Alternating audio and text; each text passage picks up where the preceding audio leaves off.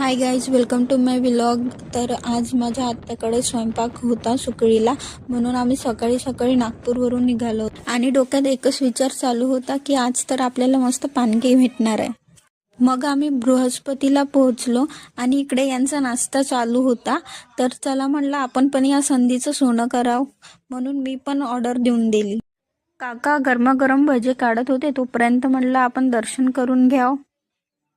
ही जागा माझ्यासाठी खूप खास आहे, कारण की आम्ही जेव्हा लहान होतो तेव्हा आमची आप्पाजी आम्हाला बंडीवर बसून इथे दर्शनाला आणायचे आणि इकडे आमचा स्वयंपाक असायचा. पुढं आम्ही मग सुकळीला निघालो आणि रस्त्यात आम्हाला काही बायका वावरात जाताना दिसल्या होत्या आणि एका बाईसोबत ते एक लहान डॉगी पण असा चालत होता, जसं का सगळ्या वावराची जबाबदारी त्याच्यावरच आहे. हा डॉगी पहा तुम्हाला का म्हणत आहे. आज कमाएगा तो कल बैठकर खाएगा। अरे अपनी मेहनत पर भरोसा रख, प्यार तो दोबारा भी हो जाएगा।